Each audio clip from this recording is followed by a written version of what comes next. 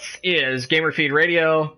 What's going on? I have brought with me some friends, and you'll notice perhaps the sound is a little different, and all the things are a little different. That's because we're bringing this show live at the moment through Twitch. Yeah, believe it or not, we're trying to get up with the times and things. Who would have thought? Anyway, I'm your host, Nick Delacave. I'm joined this evening by co-host in crime and super BFF, Rob Pugh. What's going on, Rob? Don't forget about the mute button.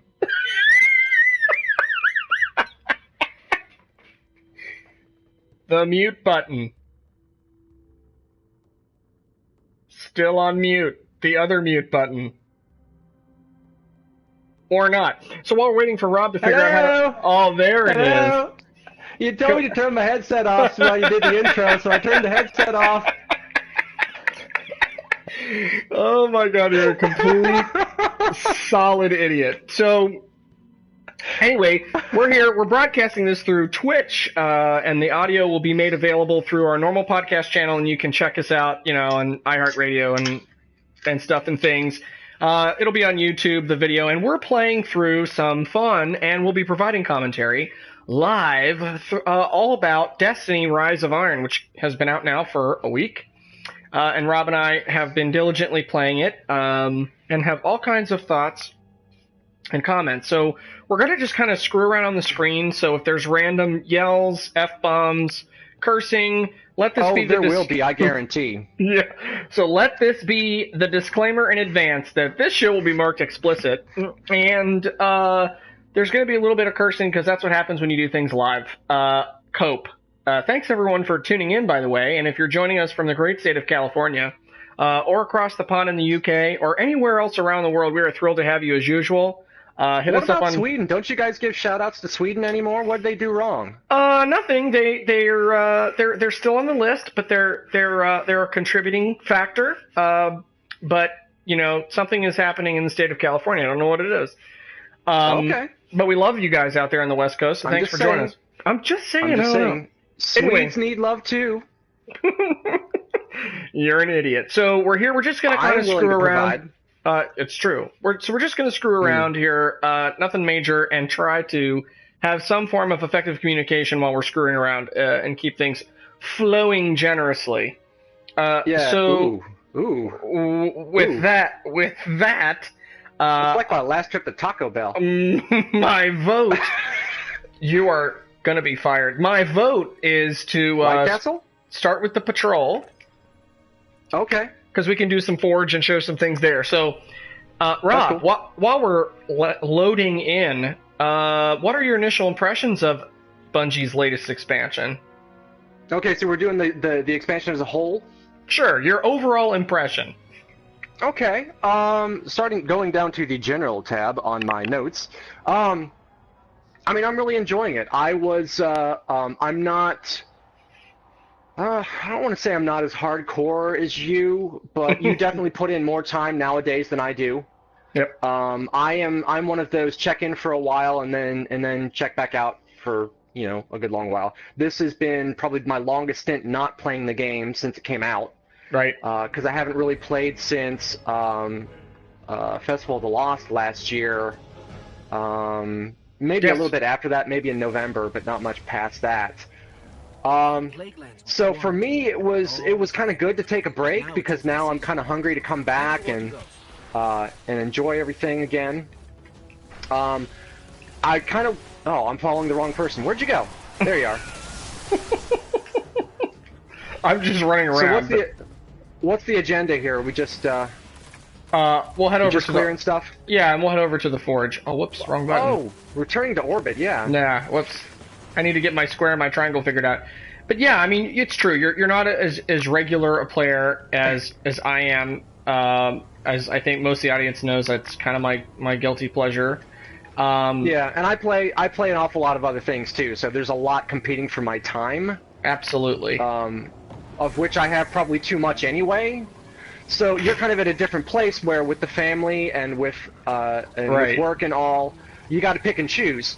So you find a place to nest, you find a place that you really enjoy, a game that you really enjoy, and you nest there, and, you maximize the time that you do have. So the thing I always say when you and I talk off air is that you are the happily married man that has settled down with one game, and I am playing the field, which is nothing like real life at all. No. Well, so anyway, new expansion. Excited to come back and check it out. Didn't really know a whole lot going in. I kind of tried to stay off the radar a little bit, knowing that, and I always said to you, if they did as well as House of Wolves, I'd be happy. If they did as well as Taken King, I'd be ecstatic. And I would say that as a whole, I'd say the expansion probably fits pretty neatly between the two. Not just because content-wise it feels quite a bit like the House of Wolves expansion, just because the enemies are the same, it's the Fallen again. But they really did learn an awful lot with Taken King that they've now put into this. It's a little bit smaller. It's not the full. Taken King was 40 when it came out. Rise of Iron is 30. So, and the price difference is reflected in what you get. But still, it's a good. 8 new story missions, 2 new strikes if you're on PlayStation, which we can talk about that later. New raid, new kind of public free-for-all event. New mode to the Crucible, new maps in the Crucible, new patrol area, new social space, and then a few new game systems too, which we can talk about all this stuff, artifacts and ornaments and all that good stuff too. So yeah, I'm really enjoying it so far. Kind of tying into what we've been saying so far, my first general discussion topic, has it been too long since the last expansion, or since the last content update? Nicholas? Oh, as someone that's been playing this entire time. Yeah, oh, I mean, here we go. Beautiful. Oh, is it? We're Jump jumping in, bitch. Perfect. So, yeah, I mean, the gap, a whole year of waiting between Taken King and this expansion is way too long. It's just way too long. It's perfected, Shanks. This is a tier 3 event, so this is gonna be tough for us while we're actually talking live. But yeah, I mean, it is definitely. It was too long. I mean, you get the Crucible. I got into Iron Banner and, all that great stuff. No problems. But, you could definitely feel the drag on the content and, just people leaving and, switch clans. You play in one clan for a while and then you have to go because that group basically stopped, working, and the content was fine and all, but just not very consistent. I mean, the live team and tried to do some stuff to keep it going, but really, frankly, at the end of the day, not terribly impressive. So, well, I mean, they were trying to change their strategy midstream. They got to a point where it was going to take longer to roll stuff out than they had originally planned. They had a much more ambitious schedule for things. Yep. So they are like, well, okay, maybe we can make the best of this. Maybe we can fill the gap with a bunch of social stuff instead, like events. Which sounds great in theory, but when it came down to it, what did they have? They had Festival of the Lost, which was cool, but it was relatively limited as far as new content was. They had Sparrow Racing, which was excellent. The Sparrow Racing League, which is excellent, but they did it as such a short event.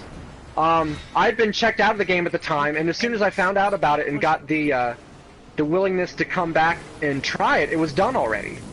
Right. And then the third was what was the Valentine's Day event? Festival of Doubles or something like that? Crimson Days. Crimson Days, yeah. So, I mean, again, maybe they had more planned than they were actually able to roll out. I don't know, but part of it too is that you're trying to support the current game with new content while you're making the new content for the actual next big expansion, and at some point you just run out of people. That's exactly right. So, but whatever the case, here we are. Crap, I just died. No, so did I. Alright, I'm coming back in. Man, these servitors are relentless. The ones up on the balcony, the snipers. Fortunately, I have tons of keys, and so do you. Yes. So we can just jump right back in. So, next discussion topic. Kind of going with the general theme and going with... Oh my gosh, I'm dead New again. Year and changes and all that. Oh, 42, that's fun. Wow, man. Yeah. Where are the damn axes? They're down there, but they're not really helpful. Let me in. Ah. Alright, let's get this guy. Alright, that was one of them. I'm getting him as best I can here. We got him. There we go. Ooh, I got a nice new cloak too. Oh, I see that. Awesome. So anyway, you were saying, I'm sorry, I didn't mean to be rude. Oh shit. I do not want to get stuck. No, that's cool, dude. Conversation's going to be in and out. Yeah. we're lucky it's been so fluid as it has been so far. Yeah. So my next discussion topic, what with the new expansion this year, is this is the first one that's only available on current gen. Which I think that's a good thing for Bungie overall because, I think last gen really put limitations on things like vault space and graphic fidelity and, the kind of stuff that they could put into an expansion of this size without having to, continue to support legacy crap. Do you really see the difference? Because I don't. No, I went through looking. I'm like, okay, what's the difference? Is there a higher graphical fidelity? And in some areas, like in the first story mission when you're climbing Fellwinter Peak, I'm looking at like the weather patterns and the snow blowing up over the thing, and I'm like, well, maybe they were able to get a little bit more out of the graphics that they wouldn't have been able to do on last gen if they were trying to. If they were going for parity between the two. Mm-hmm. So maybe there's something there, but I mean, as a whole, I just don't feel that much of a difference. Well, and I don't think it's so much impacts right now, though. I think it's just the fact that it's definitely building for the future. Exactly. I'll definitely agree with that. Yeah, and I think that's where I was really going, less about what I see in improvements now, but I think that's part of the concept. Hmm. So I think they're looking for, different ways to do that throughout this expansion and all the activities that the live team has prepared for this year. So, for example, you have the Festival of the Lost will be back this coming soon, I imagine, in the next several weeks. And then you'll have another 3-week run in December with SRL with new maps and, new gear. And I really enjoyed SRL last year, for example. So, it was actually a great way to level up if you weren't a particularly high level. So I don't have a key either. I don't either. A SIVA thing. So we'll have to wait for some idiot to come in. But I think that's the everybody left. Those two dudes left us. Everybody? Oh yeah, it's just us. Boo. That's sad. Yeah, that means we have to leave. But anyway, while we're here screwing around, I think that they've set themselves up for success with Destiny 2. And I think that is, you're an idiot. And I think that's really what the future is geared towards. So perfect segue. And this, I was gonna hold off until the end for this as a kind of a looking forward thing. But since you said it right there, what do you want out of Destiny 2? Well, since that is expected to be the next update after this, which is perhaps unsurprising to people who are familiar with Destiny, planning to be a year from now. So you think about the stuff that's in the game today. Let's go to the Devil Shank. Yeah, the Devil's tank. Yeah, that the I'm drawing blanks because multitasking is not my strong suit. I understand. It's a terrible disease, really. All we men, we all suffer from it. Speak for yourself. I do pretty well multitasking. Good for you. You're one of the few. Destiny 2, obviously the hype is up because this is new and it's out and everybody wants to hear about, there's been rumors. So like today, actually, just today, the latest information is that they're planning to have it available on PC. Destiny 2, several sources are now indicating that is something that will be happening. And, That would be great if it does in fact take place. Oh. I'm sorry, I turned him. I guess we should have just let them fight it out. Yeah, seriously. So that right there, just real quick as an aside, for those watching, Nick has an artifact that allows him to turn an enemy into a friend.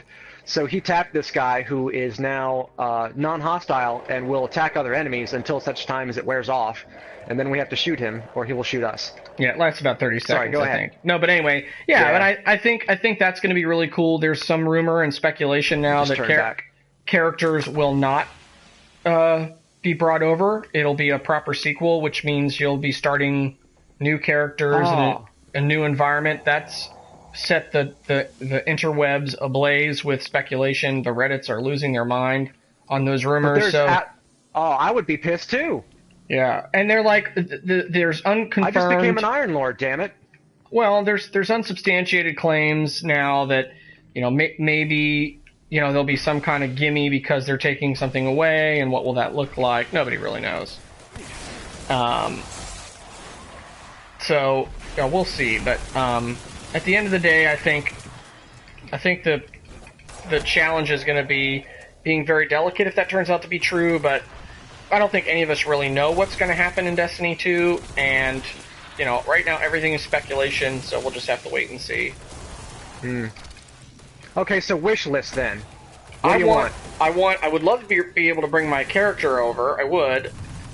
Okay, well now that is not for granted, I guess that's definitely something high on my list too. Yeah, because I invested so much time in my perfect little character that I love so much that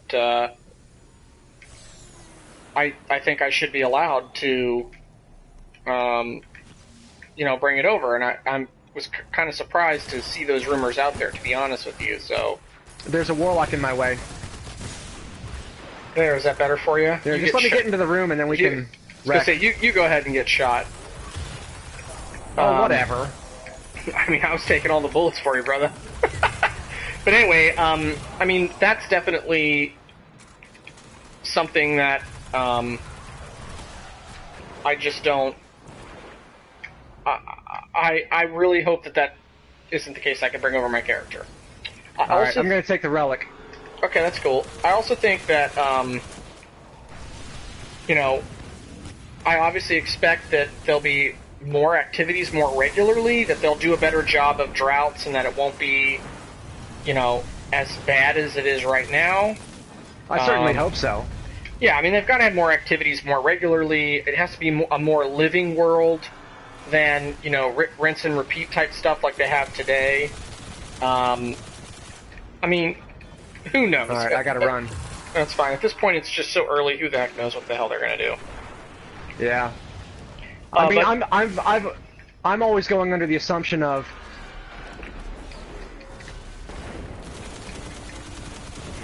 The assumption of? There we go. Inquiring minds want to know. Up. I've always been under the assumption of... Because I'm hearing for the first time that... it's not a given.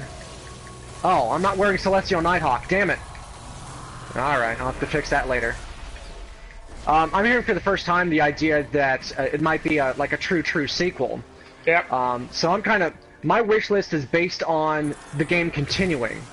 But, I mean, I kind of expect 2 new areas. I kind of expect it to go like the first one did, where basically it was the vanilla game was 2 story arcs. Even though it was 4 planets, it was basically, dealing with the Hive, which took you from Earth to Mars. Yep. To the Moon, rather. And then, dealing with the Vex, which took you to Venus and to Mars.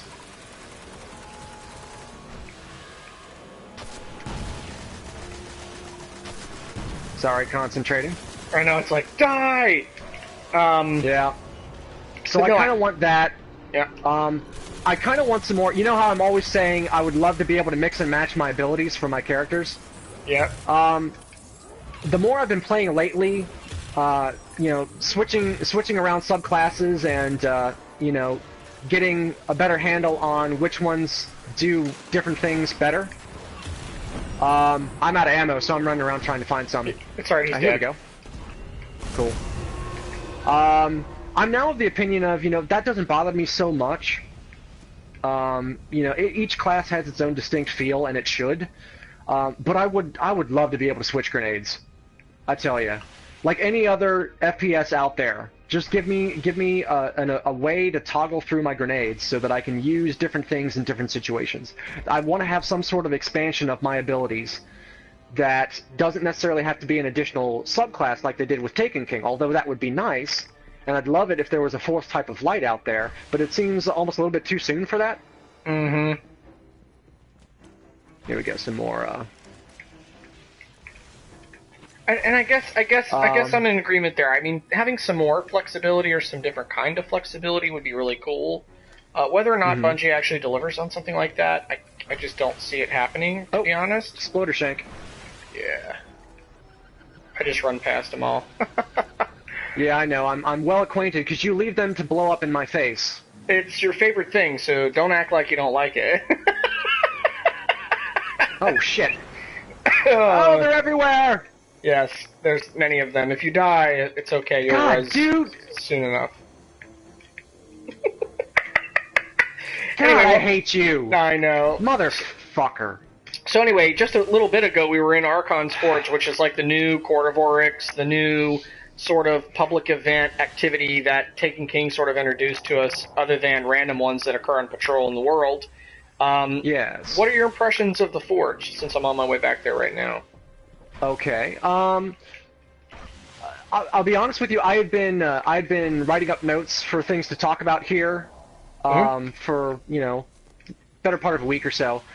And the thing I had here is, for this one is, which is better, Archon's Forge or Court of Oryx? Because you and I spent a hell of a lot of time at Court of Oryx during Taken King. Yes, we did. And I absolutely positively knew that I was voting in favor of Court of Oryx. Well, then you and I come on here the other night, and we finally get Archon's Forge to work the way it's supposed to, i.e. there's a bunch of other people there too, and everybody has an offering. So the way it works, for those that may not know, is basically you come to this area. I'm panning it now as you describe it, like Vanna. I'm your Vanna White. So fantastic. So you come to this area where other people can drop in and drop out. And it's kind of a public event, but it's also instanced. So you have to have an offering of some sort to get in. Yep. And then once you do, it starts the event, and you've got a certain challenge to complete. In this case, it's wave-based. There's 3 waves, I want to say, and then there's a boss at the end. And it's timed. Yes. So whereas Court of Oryx was also, you had 3 different types of offerings you could make, different challenge levels, but they were a little bit more laid out. For those that may be familiar with Destiny and maybe aren't playing currently, it's a little bit more like Prison of Elders. Archon's Forge is a little bit more like Prison of Elders, whereas Court of Oryx is a little bit more like the boss encounters in the raids, or the boss encounters in story missions. So there's a definite strategy to completing each one, but let's go do a patrol while we're sitting here talking. Okay. So, just so we've got something going on to watch, rather than just us standing in an empty room.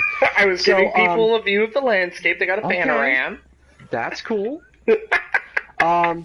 So yeah, after playing Archon's Forge the last couple of days and kind of knowing how to get in there so that you're in an instance with other people, because what used to happen is you and I would run in there and the game would be struggling to keep up with us.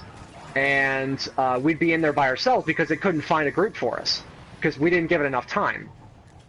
So now we found the way to sneak in, basically, literally, since I crouch when I do it, so that it makes me walk slower. Take it out.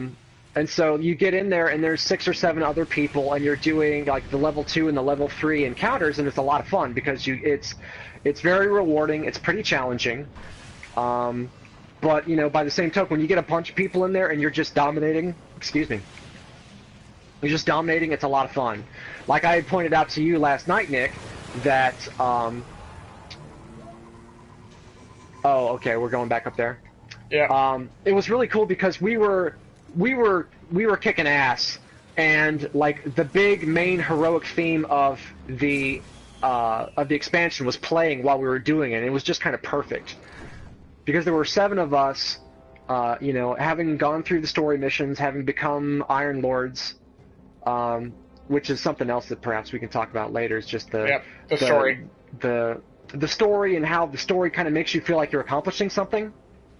Which is something that WoW's been doing more and more in recent expansions since probably Wrath of the Lich King, I would say, where all of a sudden you're not just some peon, they're giving you titles, they're giving you reputation, the NPCs know who you are, is really cool, and you're not just some schmuck running around in the world with, dozens and dozens and thousands of other ones on your particular server. Yes. So, Archon's Forge, I think it's a little bit too tricky getting offerings. They're a little bit too rare. Yep. That was the great thing about Court of Orcs is you just go there and there were people there, just always. And you could sit basically because the offerings dropped so frequently. You could. That is so overpowered. I'm just saying it. What my super? Yes, your super. My Emperor Palpatine? Stormcallers are overpowered. I love being with one. I hate facing one in the Crucible like I did earlier. Oh yeah, we're evil. No, it's not OP. That captain had arc shield, so I melted him. All right. If he had been solar, it would have taken longer. But anyway, but no, so I think I agree. It's a little bit too tricky. I think it's a little bit out of the way. Because again, the great thing about Court of Orcs was it was kind of right in the middle. Of the Hall of Souls. So, like, you've got all these people wandering around, and they walk by, and they're like, oh, who's at the court? Oh, there's a bunch of people there. I'm going to go join in. So it was a little bit more social. This one's out of the way, probably because it's a little bit more... I mean, it's kind of intended to be a little bit more closed off, because you get in here, and you basically have to pay to get in. So once you put the offering in over here at the terminal. Oh, and here's a couple of other people, so maybe we'll get a chance to play here again. Yeah. Once you put the offering here at the terminal, the gate closes, and so you have to jump back in before it closes. Otherwise, you get locked out, and if you locked out, you have to use a certain key to get yourself back in so you can participate. Right, which so drop randomly. Meant to be, yeah, I mean those are pretty easy to get. Yeah. And they max out at 10. I'm almost always maxed out. But I mean, it is meant to be a little bit exclusive, so I kind of get where it's out of the way. But if I'm critiquing, it's a little bit out of the way, and the offerings are a little bit too rare. But aside from that, it's a lot of fun. So these guys left because we don't have any keys, and they don't either. Well, I mean, it happens. Perfectly valid. That's right. So, but I agree with you. I think one of the biggest challenge initially was I just didn't get how it worked, and. Like you said, Court of Orcs was so easy to understand. It was right there. You just jump in. This is turn the corner. Something might be there. It might not be. Love you, mean it. Piss off kind of thing. And, I don't know how I felt about that. So, hey, let's go over to Giant's Husk. Okay. So, while we're riding... Yes'm. Sorry, I'm listening for the echo of my Gallarhorn. I wasn't hearing. Sure enough, I hit something. While we're going, let's talk about the new patrol area. The Plague Lands. Yeah, like Taken King, they add in a whole new area to patrol, which is a new area kind of to the west of the Cosmodrome on Earth. So it's called the Plague Lands. It's the source of the techno plague that's kind of the MacGuffin for the expansion from the story standpoint. Yes, the technopocalypse. Yeah, so you've got all these fallen that have been infected by it, populating the new area, and so a couple of things. First of all, it's attached to the old Cosmodrome, like physically attached to the Cosmodrome. So like you can go back into the old area if you want to. And sure enough, there are a couple of quests and such that take you back over there, all basically with a shiny new coat of paint, or snow in this case. So everything's covered in snow, a lot of particle effects going on, which again, I kind of wondered, well, PS3 and Xbox 360 could handle particle effects, but still, just to say there's a bit more graphically going on here looking back at that discussion as to could this have existed on last gen, and what did they really benefit from? But yeah, there's basically 3 new kind of sub areas to wander through. When I first, like last week, basically we played through on launch day, kind of burned through all the new stuff, like literally played through all the story, did all the patrol type stuff, and I kind of walked away thinking that there wasn't enough stuff to do really in the new place, because I'm like, okay, this is going to be like all those other patrol areas where there's really no reason for me to go back once I've, you know, once I've been through them once. So, you know, people end up going and spending all their time in playlists, basically, rather than actually going out in the world. And then, sure enough, today we hit server reset, and it turns out, you know, like half the stuff we did last week are actually weeklies. So, you know, there are weekly patrol bounties to do. You know, basically go forth and kill thine fallen. Thusly. Right.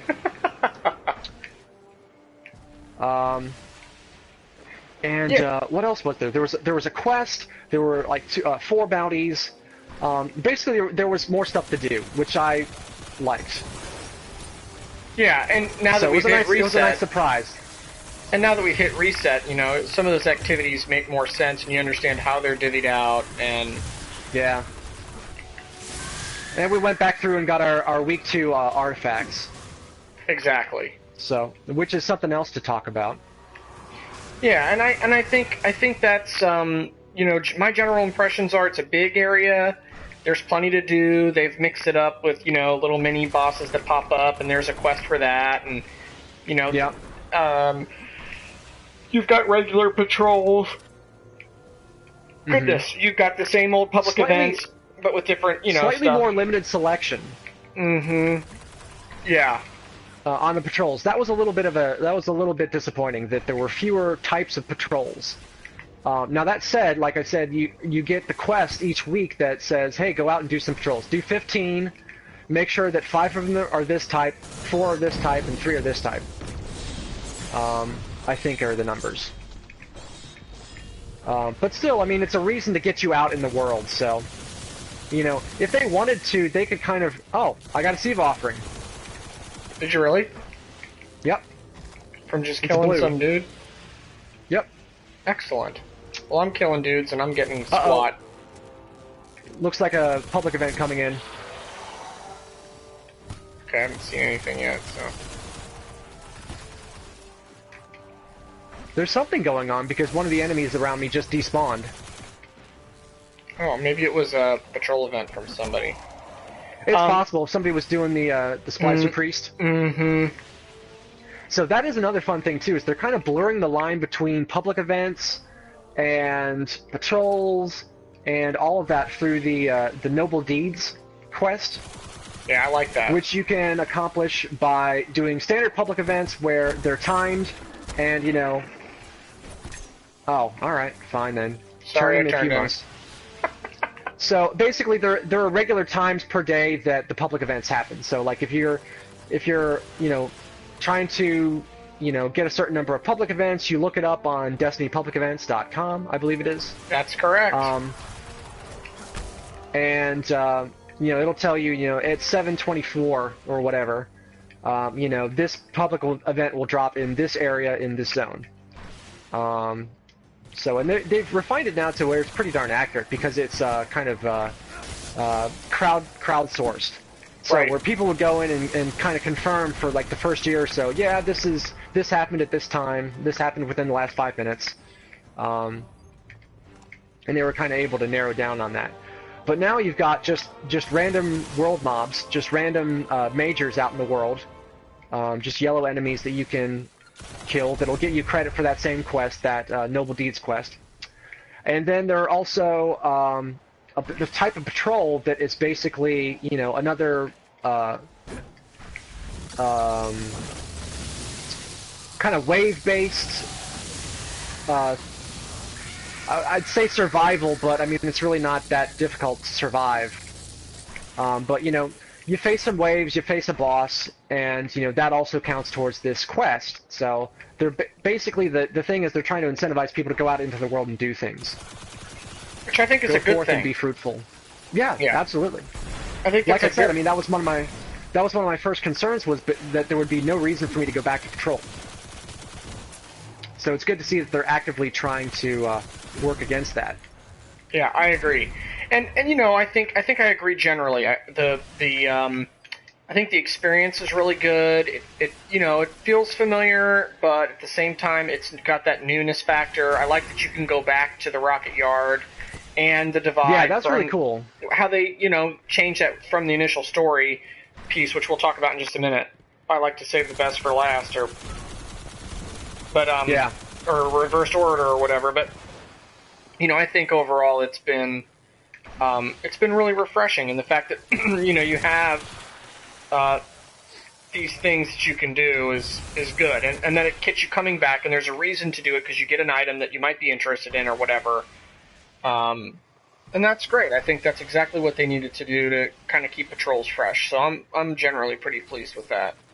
Mm-hmm. I am too, and you know that patrols are kind of where I spend most of my time anyway. Yes. I mean, if you look at my stats on my Destiny app, they're enormously skewed towards patrol. Yeah, mine were like that too until I got hooked on Iron Banner. Yeah. Damn you, Lord Saladin! Well, speaking of which, excellent segue. I know, right? Talk about PvP. Crucible and Iron Banner. Now, I just got done earlier today playing Crucible. I was playing the new mode, Supremacy, which is basically 6v6, but when you die, you drop basically an engram. Mm-hmm. It's your glory, finger quotes, glory. And so many puns that I will save the universe from right there. Yes. Well, so you score in the mode from collecting the other teams when you kill them, and saving your own so that the other team can't grab your teammates' and glory. Get points, right? Yeah. So I was playing through that for the sake of my record book, which is something else we're going to talk about, and having a lot of fun with that. Actually, making a lot more of a contribution than I was expecting to. You mean you're not as terrible as you thought because you're not? Well, I mean, it took me a little bit to learn how things work and get comfortable with my current subclass, which I was rolling as a gun. I was rolling as a gunslinger, and but yeah, it was a lot of fun. And you held your own, is what you're saying. Well, it also doesn't hurt that I was playing against some sucky people. Oh, so. I had some badasses on my team too, so. But I mean, the thing that I like about this mode is that it kind of reminds me of, last year Nintendo put out Splatoon, which was a shooter, kind of a non-traditional shooter, where basically the point is there were other ways to contribute. It wasn't always about shooting the enemy, and that's kind of what it reminds me of playing Supremacy, because, maybe I'm not great at, although I was doing decent today. I don't want to say I'm, awesome or anything like that, but I was doing okay today. But I'm not, great at, killing the other people until they're dead. But, maybe we're rolling in a pack and there's a person in front of me that's clearing the way, and, maybe they get taken out, but I grab their glory so that at least the team doesn't lose, points for that. Right. So, and what tends to happen a lot is that two people on opposing teams take each other out, and then somebody else can sweep along and grab both of them and double score. So I was enjoying that, in that there were ways for me to contribute even if I wasn't mowing down everybody in my path. Yeah, I take it we're going back to Lord's Watch. Yeah, I'm just moving around. But no, look, I think that's right, and Supremacy is basically, for those people who are Call of Duty fans, that's kill confirm. In Call of Duty you go kill people and they drop dog tags, and it's the exact same mode. But it was something that was oft requested by the more hardcore of the Destiny universe, and I think it's a fine mode. I like that they did it with crests. They keep it with the lore, and it seems to make sense. But I think that it's a good overall mode. It's solid. It works. The new maps were great, just because there's new maps to play on, which is never bad. So, I turned him. Oh, come on. So yeah, I mean, I think it's a good mode. I enjoyed it. I played it quite a bit. I'm dancing with your splicer, Captain. That's perfect. I'm gonna come over and make fun of you.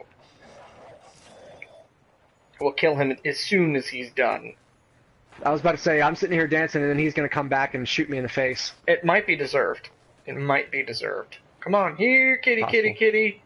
Wait for it. Dead. So, right. Anyway, I think Supremacy's fine. It's a good mode. It's fun. It's interesting. It's Clash with an objective, which I like. Basically, and that's fine. I think it works real well. It's a fun activity. I was really terrible at it at first because just trying to get crests and then you die collecting or whatever. Yeah. Just really difficult. But see, I kind of came to realize that there's a kind of risk reward to it. Like there are times where it's like, okay, I know if I run out here, somebody's gonna waste me, but it's worth it if I can get get those 2 crests that are out there. So I kind of enjoy that, where it's like basically I'm taking one for the team because my deaths don't matter. Well, I mean they do, so long as there's somebody behind me to grab my crest. But still, if I can run out and get those 2... That's what she said? Uh-huh. Yeah. So anyway, it's good. I generally, I think pretty highly of the activity, and I think it's a good addition. I know that rumor has it that when Iron Banner comes back out, that it'll be Supremacy, which will be a new mode for Iron Banner, and I think that's cool. It'll really give people a chance to play it and get familiar with it as an activity, and that's good. So, So, is wins. That for sure? Is Iron Banner for sure this week? I think I have not seen it. It's not yet updated on the website, but I think it is. Definitely Trials of Osiris this weekend, which I know the hardest of the hardest core are really looking forward to. I mean, I like running Trials. It's good that it's coming back. And that, cool things like artifacts, which we need to talk about, actually play a part. And I think in a significant one, in that, they give you some really cool perks. So, for example, artifacts are basically left behind from the... Here. Yeah, we're connected. Sorry, go ahead and continue setting it up, and then I had something. Yeah. So, basically, the Iron Lords, had left behind some kind of medallion or artifact named after them, and each one has a special ability that you can use. Some of them are PvE focused, some of them are PvP focused, and I think, the ones we're using right now are primarily PvE because that's the activity most people are playing. Yeah. But, for example, the one that you have lets you... You might see me glowing right now. I should be glowing yellow? You are, in fact. So you have the one that basically, when you're near other people, allows their supers to charge faster, which is excellent. Well, when my super is full, yours charges faster, which for the two of us works perfectly because you use yours all the time because you're a Stormcaller and it's overpowered, and I benefit from that, so I don't have a problem with that. I'll only call you on it when we're facing, when we're in a private match and you're shooting me in the face and you're an ass. That's true. But and by the same token, I don't. Well, it depends on the mode actually. Like depending on which subclass I'm using. If I'm going as a Blade Dancer or a Night Stalker, I tend to not use my super that much. Whereas when I've been playing as a Gunslinger lately, I will. So it's like typically with that I'm waiting to use it, but if I'm rolling as one of the other two classes, I never use mine. So I just sit and then yours recharges and recharges and recharges, and you've kind of always got that buff going. So this one is good. Yeah, I actually enjoy it very much, and there's other ones. The one that I picked up, for example, for this week is the one that lets you see when other people have their supers charged, they glow yellow in PvP, and enemy opponents that are low on health glow red. So that'll be particularly helpful in PvP, where I can communicate, oh my gosh, watch out for, his bear knows best, or whatever his name will be, who has, his supercharged... Turd Blossom 42. Yeah, Turd Blossom, and he's sitting there and he's like, hey, I'm going to hold my super until the very, very end, and all 5 of them, go to, blow you to smithereens. You can say, hey, let's all run and hide from these jerk faces so that they can't pop all their supers at once and win in the last 30 seconds. I think that's a great perk. It's not the one I want, but it's good for the team. The one I want, which isn't out yet, or has not been released into the game for us in the rotation of artifacts, is where it gives you enhanced radar and permanent enhanced radar. Like, it's basically third eye perk for free. That's amazing, because that's one of my favorite gun perks, is being able to aim down sights and still have my radar available. So I want that all the time. I love that. Yeah, and that's probably the one that I'll roll with too, just because it just has an awful lot of utility.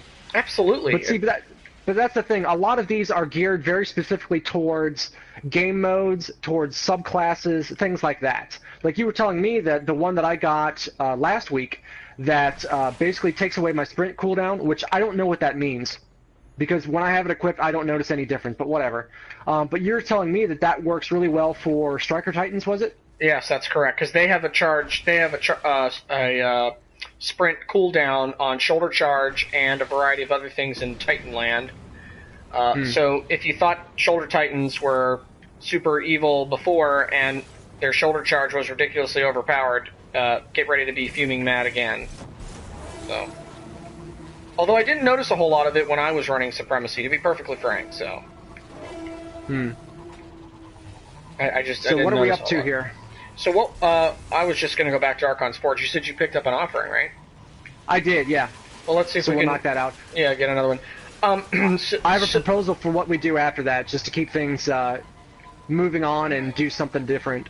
I'm cool with that. So we'll go knock this out, and then we'll go do something else. I think that's perfect. So, artifacts are a weekly thing. They are. You pick up the quest each week, and that one is tied to the Noble Deeds that I was talking about. Correct. Which was, yep, you wrecked him. I can confirm. Kill confirmed. But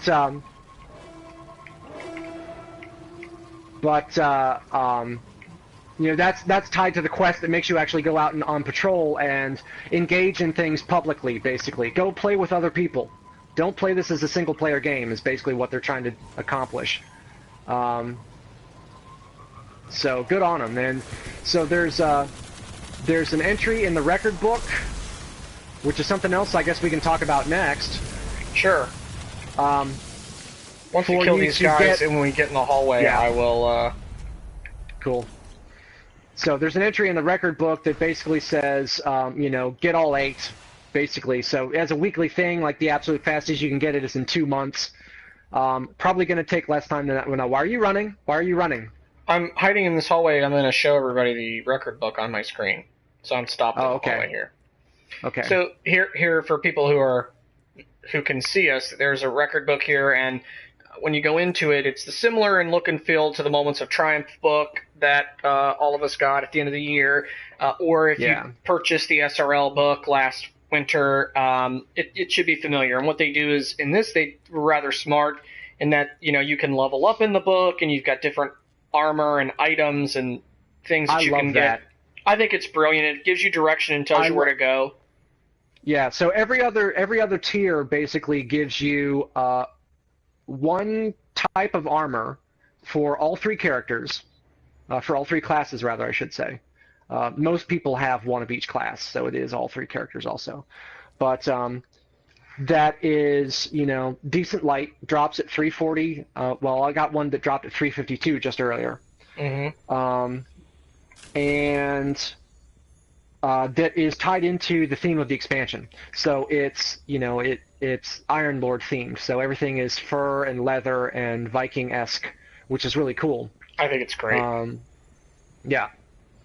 So, and it incentivizes you to get out and do all the different things, as Nicholas says, yes. In the expansion. So, like, I would not have played 20 Strikes on the playlist if I had not been forced to play 20 Strikes because I really wanted to get my armor. And, I would not have spent an hour in the Crucible just before we started this up. And we went in too fast. Yeah. Well, that's okay. You had a suggestion for that. Alternative activity? Yeah, let's try Fellwinter Peak on hard mode. Oh, yeah, the story mission. That's good. It'll segue. Show, yeah, because it is the only completely new area. So do we have anything more on Record Book? I don't, other than the fact, just generally, I think it's great. I'm all for it. I love it. And I'm really glad that Bungie figured out a way to leverage that so that, people can keep track. They can, be engaged. They have something to come back to. It's great. Oh, and they've been building towards this for a while, too. Oh, I need more Relic Iron for that. Damn it. They've been building toward this for a while because the Moments of Triumph came at the end of Year 1. And then Moments of Triumph Year 2 came kind of towards the end of Year 2. Like, they gave you time enough to say, okay, this is coming up. Make sure you do all the things. Exactly. And so now it's like, okay, here, the expansion drops. Here's all the stuff you need to do. It's giving you a more guided experience, which, as I mentioned on the podcast a couple of weeks ago, is not a bad thing. Or at least that's my current way of thinking. After No Man's Sky, which, again, this year's Other M. Yeah, I don't want to talk about it. Yeah, it's probably for the best. It'll just make me sad. Anyways. So yeah, but it's nice getting that little bit of direction from the game designers to be like, hey, why don't you try this? You might like it. And then me, I go into Supremacy, which I wouldn't have done otherwise, and I had a lot of fun in there.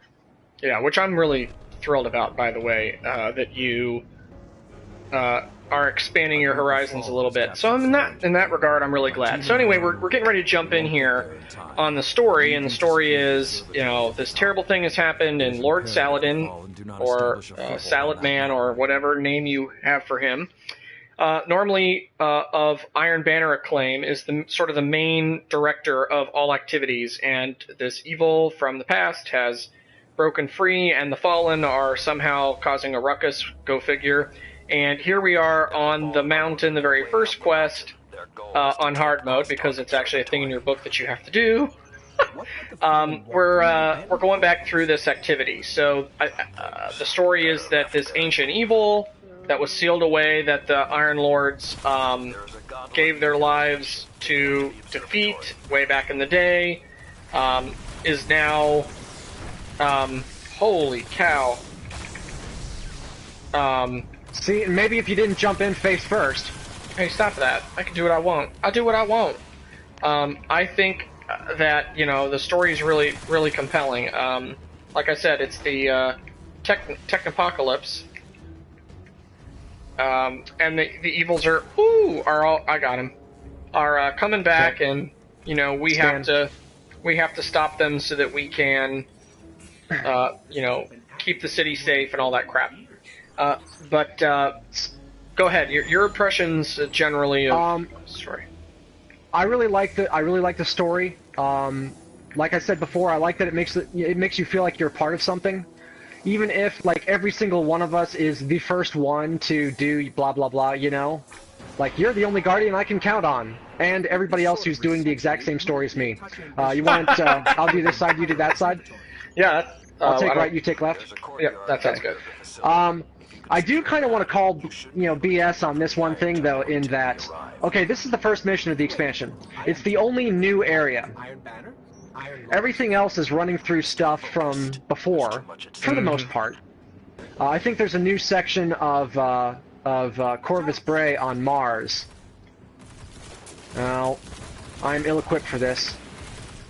I see that. But it's kind of the bait and switch, just like at the start of Taken King, where it's like, oh, that was fun.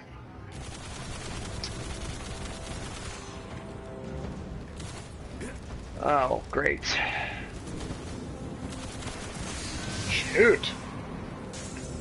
You got the ship on the other side. Oh, here, maybe I should... Oh, I can't There's a ship revive... up there too? Oh. Yeah, and I can't revive you. Yeah, well. But it's kind of doing the same thing that Taken King did, where it's like, okay, here's this new area on Mars that you'll never go back to again, and everything else is through areas that you've already played. Which is fine, but it's like, oh, come on, guys, you couldn't have done another new area? Of course not. That would make too much sense. And I still can't res you. 350. Yeah. So I'll probably pop back in when you land. And I see you landing. Yeah, and I was told, or... Here we go. Yep. Here I am. Isn't there a SIVA cluster back here? Yes, there is, actually. If, from where you land, where'd you go? Oh, you're down here. Okay. So it is... Oh, I'm all the way at the top. Oh, really? Oh, okay, yeah, you are. Holy cow. Yeah. It's to your right, as you're right down there at the bottom. There's a little ledge off to your right. Oh, I see I'm just gonna run down. Okay, you got it? I mean, I see it, but I don't know if I'm going the right way. Oh, please, with that super floaty jump of yours, you'll stay alive. Yeah, but I just don't know if this is right or not. I don't...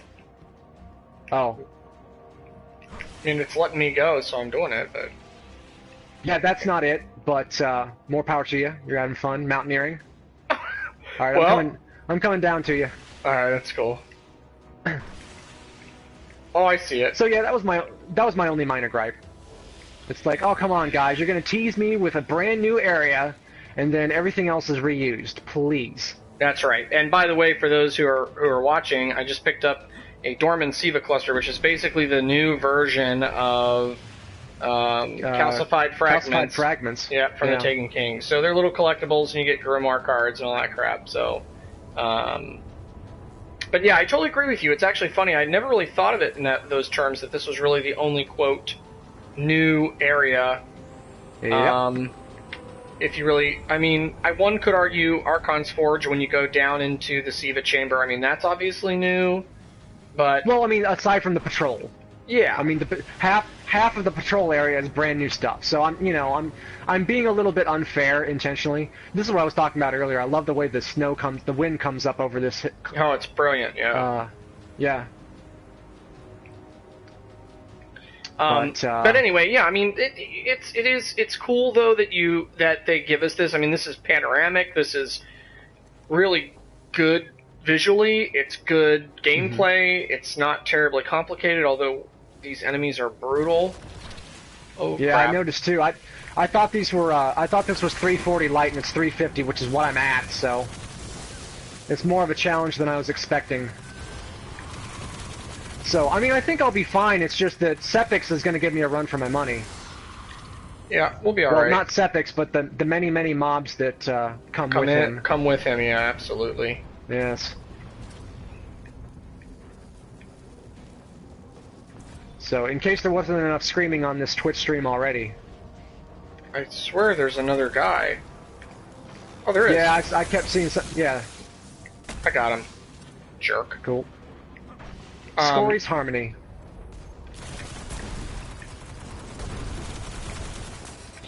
But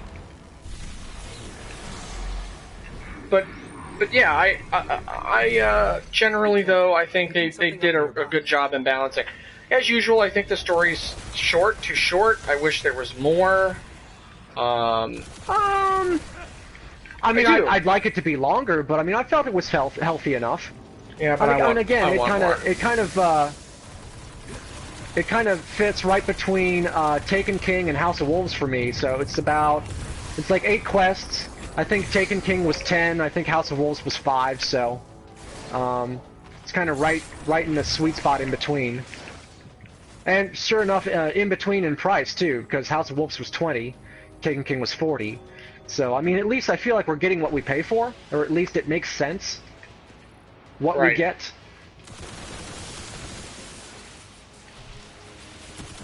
So I don't begrudge him that.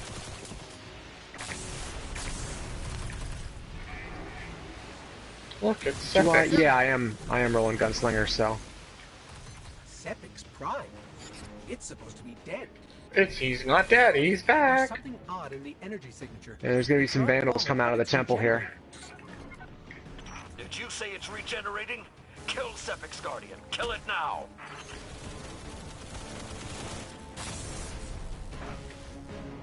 It's like, if there's moments of silence, it's because we're killing things. Yeah. A lot of the things, we're killing a lot of the things. If that's what I think it is, Yeah, I don't have a whole lot more to say on story mode, and I haven't had a chance to look up what my next topic is, so... Well, basically, generally though, I thought the story was a little short. I wish they had done more, but, you know, it's good overall. I haven't done the raid yet. The raid's been released, and I know a lot of people are really into it. Wrath of the Machine. It was beaten pretty quickly, so it's 2 hours this time around. Yeah, but you know, it's not nearly as difficult. I'm just feeling like we stay here and we can wrap it. We can wrap it here with this story, but I think you know, the raid is good. I think it's decent. Why are you hiding from me? Like I'm trying. I'm not hiding. You're moving around. I think that you know, I think it's good that it wasn't as difficult as King's Fall was, which was extremely technical. So I'm glad that it was something that people could kind of run through and get the mechanics quickly and you get your loot. Now that doesn't do much for longevity, but you know, hard mode will be coming out soon. Yeah. And then, you know, they'll have challenges and stuff like that. That was the discussion topic I had for this one, is did they make it too easy? But, I mean, as you kind of hinted there, I think that is what hard mode is for. Yeah. You give it to them, you know, people figure out the basic mechanics, and then you really test people with the hard mode. That way you're not being too exclusive. At least, like, you can get people into raiding and say, okay, this is relatively approachable. Hi. You are really a brat. Alright, let's head up. Okay. New strikes? So, yeah, Wretched Eye Strike is basically the main one. And, you know, you're fighting a priest who, where is he? Oh, there he is. You're fighting a splicer priest that, oh, shit. Who has,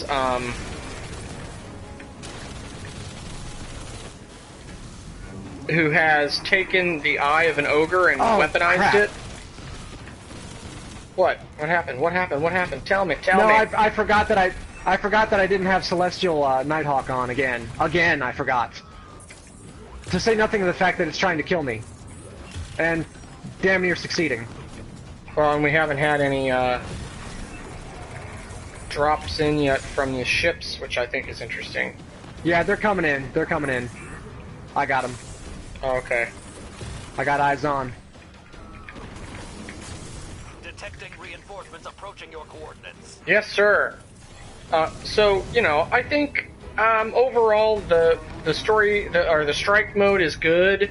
But it's remind only me, what's the second? Oh, Devil's Lair. Yeah, the Devil's Lair. Sepic's Perfected. That's the second one. Correct. Watch out for the ship here. And that was here. fun. That was nice to get to go back and kind of revisit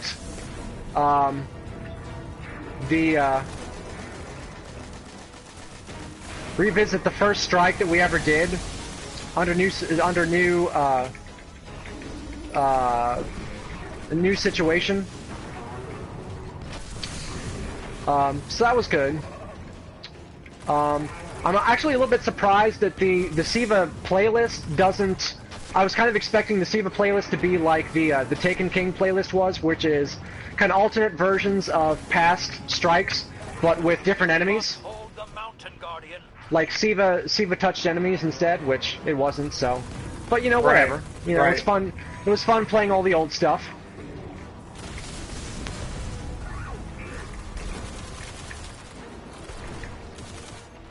I feel like we're getting out relatively light. Yeah, I do too.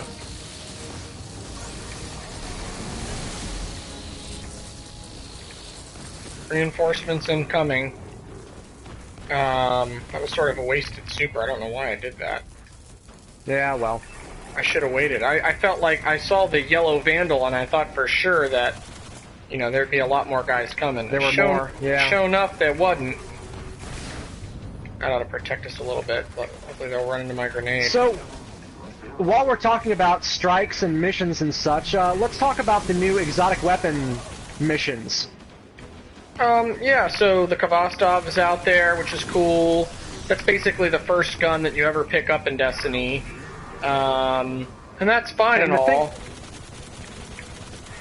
So you've got a new version of your first gun, and you've got an improved version of the Gallarhorn, which, of course, everybody had, to the point that it was kind of a joke. And so now they're kind of embracing that. It's like, okay, this is the heavy weapon that everyone has because there's a, but we're gonna kind of like legitimize it. Got him. Nice job. Yeah, I believe that was my. Yeah. It was, in fact, and well, we'll get a little bit of story here. I mean, that yeah, wasn't look, too bad. No, it really Let's wasn't. For this. All this trouble to break into an old temple. There he comes in his original jump ship. Yeah.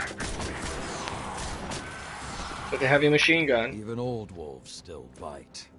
Shiro, what's your status? Circling around to make sure the area is clear. Be there in a sec. Well done, Guardian. The temple is secure. Now we can...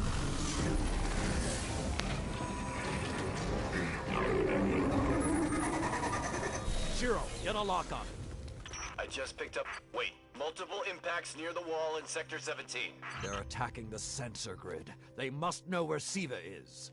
Guardian, go to the Cosmodrome immediately. If Sepix escapes, the Fallen won't be our only problem. Yes, sir. Salad man, sir. All right, 1 of 8. Woohoo! So yeah, take us back into the Iron Temple, will you? Absolutely. Okay.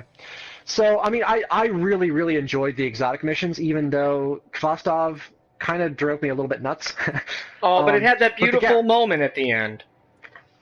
Yeah, it really did. So let me do Galley first, because Galley's the first one you get. Yeah. So you pre-order the expansion, you get the Iron Gallarhorn weapon exotic at a total grand whopping total of 3 damage. Basically, Yeah. so you can infuse it once you get the real one. So you do various quests. I don't remember exactly what that one all entailed. I just remember the final mission, which was very strike-like, and I really enjoyed it. And I fired it up one day when I knew you were out. Kind of like, well, let's just see what things are like, because you and I had done all the build-up quests together. Yes. So I'm like, we should do the mission itself together too, is what I wanted to do. And so I got there, and I'm like, well, let's take a look and see what it's like. And then I got through the first couple of stages. It was a little crazy, and I'm like, you know what? I'm not giving up on this progress. I'm not, because it kept respawning me at that next phase. So, and at that point, I started texting you. I'm like, hey, when are you gonna be home? When are you gonna be home? I could use a hand. And I'm looking through my friend list, like, is there anybody on that would help a brother out and all that? But, you know, I kept at it. I wiped a bunch of times until I figured out basically what I needed to do, because I didn't really have the right weapon choices. I didn't know what it was going to be, so I didn't have the right weapons selected. Which, of course, if I swapped it out mid-mission, then I'd have to go find ammo for them all. And anyway, but you know, I fought through it, and it felt really good to actually get my Iron Galley, because like the final phase of the quest, spoilers, is you've gathered all these parts. Your ghost puts the Iron Galley together, and then you basically use it to clear the rest of the mission. And that felt really good to have this new thing. It was really cool. I never had the original one, so for me it was kind of extra special. And I get a chance to use it, and then when I'm done, it's like, okay, this is yours now. But it felt really cool, and it felt really rewarding to have done it by myself, because I'm like, okay, I accomplished this. Yeah. Kvostov was kind of the same way. I fired it up on my own, thinking that it wouldn't be that difficult, And that first phase really tried me. Oh, wow. I was not having a good time with it at all. I mean, it was kicking my ass. And so I went away. I came back in fresh, and I absolutely demolished that guy, like, in the first thing. Basically, what I found out, but what I needed to do was switch my subclass to Gunslinger, put on my Celestial Nighthawk, and basically one-shot the bastard. And it also helped that the thing that threw me off at first was the timer. Because the way I play, you know how I play. I sit back and I'll pick at things from a distance. I'm a long-range shooter. I play my hunter as a scout sniper. So having this timer basically rushing me was kind of nerve-wracking. It was driving me crazy. So it was kind of I was trying bold strategies to try to beat him before the timer ran out, and it wasn't working too well for me. And so once I came back in, I realized that the timer doesn't matter, because at some point he's just going to go to the next phase. It's just a question of how much damage you can do. Basically, it's the same thing as the Taniks fight from the strikes. Yep. It's you do as and Omnigul too. It's the same encounter. It's you do as much damage as you can as you see them throughout the level, and then by the end you finish them off. Even though in this case the damage doesn't stick to the end. But so I fought through to the end. I got through. That second phase was also a monster because all those damn ships dropping in and firing at you, but I got through that relatively easily. And the thing that was really cool about it is because the strike takes you through the wall, basically. Ooh, hello, ma'am. Yes, I will dance with you. Until you find out that ma'am is not a ma'am. But anyway. It's entirely possible. Baby J, it's possible it's a dude. Anyway, but it takes you through the first area of the game where you first find your ghost, where you first get your first weapon, and it takes you all the way back to the beginning where you find your ghost. And at the end, your ghost takes you up on the ketch, the fallen ship, and you look out over the Cosmodrome, and you're looking at literally the place where your guardian woke up 2 years ago when your ghost revived you, the very beginning of the game, 40 levels ago, 350, 60 light levels ago, and it's, I mean, the ghost voiceover is clearly going for the schmaltz. Oh, I mean, yeah.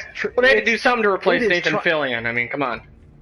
It is trying so hard to tug on those heartstrings, but you know what? It worked for me. It was really kind of sweet when it came right down to it. And, it gave me the feels that, sitting there looking out over, everything that I've done in the last 2 years,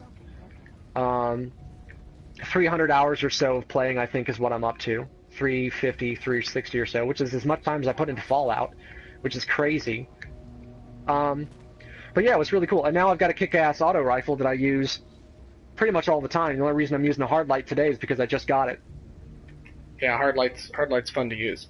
Well, and so anyway, you look, I think the exotic stuff's interesting. Thorns out there happening for some lucky folks. I can't wait till mine drops. And I think the game is game's really pretty solid. I know overall I'm really enjoying it. Obviously, we're playing it. This is probably like the longest show we've done in weeks and weeks and weeks. So, there's a lot to talk about, obviously. We're obviously really passionate about it. We're in and playing often, and that's, I think, a testament to the quality of the experience, the fact that they've made some really smart decisions about how to, get people into the game and how to play consistently with different things, and I think that's exactly the kind of experience that, people who were looking forward to this expansion. I mean, there's always naysayers, it's not big enough, I hate my life, I'm going to go play something else.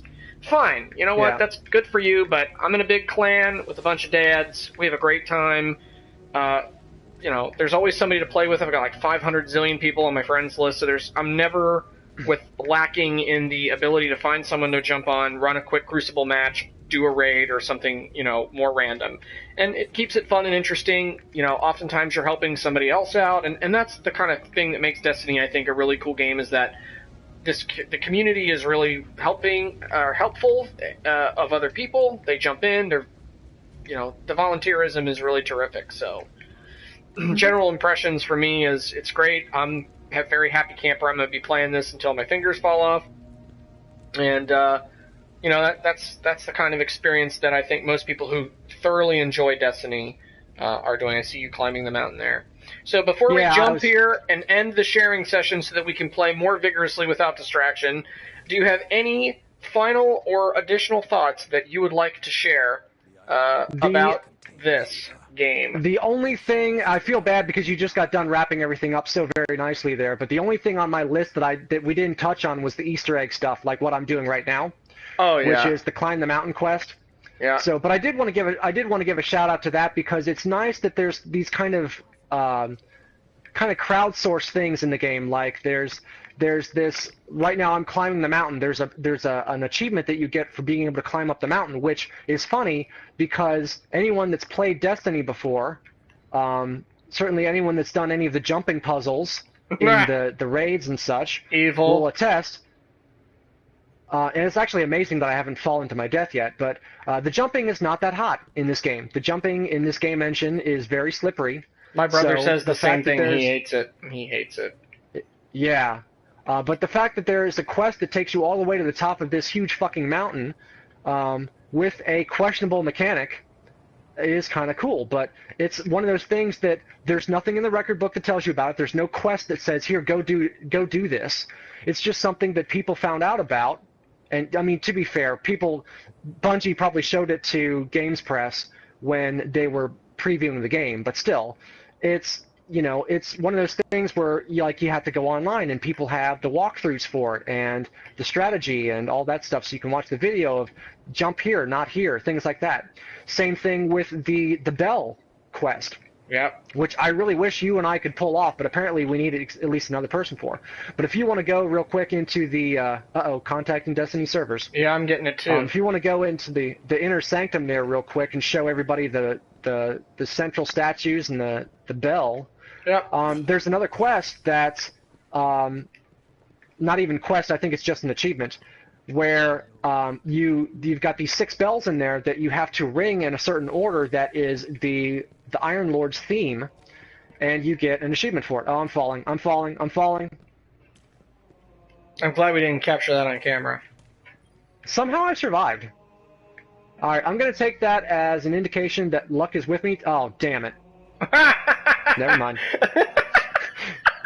The story of your life. Yep. The story of your life. But anyway, I found exactly where I was, though. That's nice. Well, that's nice. So the bells Express are here. elevator to hell! Yep, dead.